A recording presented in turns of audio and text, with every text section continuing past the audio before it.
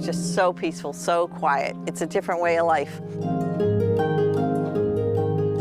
During the shoulder season, visitors to Wolfboro can unwind and bask in the stillness. I know people when they come up here, it's like, you know, it's just, they just can feel the stress drain from their bodies and souls, you know. Wolfboro is often described as a summer getaway for the well-heeled and the well-known. Former French President Nicolas Sarkozy vacationed here.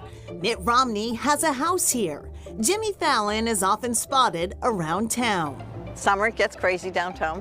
When I come up to Wolfboro in the summer just to go swimming or go boating in Lake Winnipesaukee, oh my gosh, there's so many people and it's crazy. In spring, locals embrace the silence before the surge. Wolfboro's main streets have pretty much retained the quintessential old turn-of-the-century feel. It has a lot of lakefront properties and homes, but it also still retains the flavor that you would expect when you're walking down a brick sidewalk main street. Wolfboro also has a whimsical side. So welcome everybody to our excursion today. We're going to be heading up the line a couple miles. Die-hard railroad buffs gather here at Wolfboro's Fernald Station. For us, it's a hobby, it's a passion. For me, it's a big part of my life that I really enjoy. People walk the Cotton Valley Rail Trail, but they also ride it. Jesse Mazie is vice president of the Cotton Valley Rail Trail Club. If you can imagine the little Mickey Mouse handcars with the people pumping up and down, so these were basically the motorized versions of them. In the early 20s, they were used for the railroads for inspection, maintenance. They lasted until about the 1980s when the railroads really did a full conversion to high rail pickup trucks. After that, railroad motor cars became obsolete and a collector's item. Gordy Wallach bought his rail car at an MBTA auction. Boston and Maine Railroad purchased this in 1980 for inspections in Somerville, and it got used for a year, and then it sat under the expressway in Boston for 29 years. It was pretty sad when I acquired it. There are only 5 of them on this side of the globe, basically, and I wanted to do the restoration on it. It's about 650 hours and $8,000 or $9,000 to get it to where it is right now.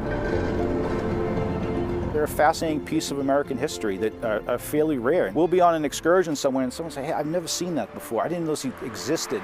Enthusiasm for rail cars can run deep, says club member Lori Pepper. My grandfather used to work for the Pennsylvania Railroad, so it's kind of in my blood. Mazie bought his first rail car at age 15 before he had a driver's license. Now he's a police officer in Raleigh, Massachusetts, who shares track tales with his colleagues. They all know about it. They kind of bust my chops about it. All of these vehicles are privately owned, stored off-site, and transported to the Cotton Valley Rail Trail. Members enjoy the ride while performing service on these 12 miles of track. Right now, we use the cars as they're intended. We maintain the track. We're all volunteer. We're unique actually in the United States because the state owns the rail and we have an agreement with them to use the rail, but there's different groups that all contribute towards its maintenance. So it's really a cooperative effort. The club holds an annual open house for visitors, and members take their rail cars on trips. But mostly, they all relish spending time together. People are great, the camaraderie is great. That's what it's really all about, you know. So cute and so fun. The Cotton Valley Rail Trail Club holds an open house in August for the public. And we mentioned that club members take their cars on trips to other parts of the country to visit dormant rail trails. And they're also an affiliate of the North American Rail Car Operators Association. Nice. Yes, there you go. Still ahead, a local student gets fired up.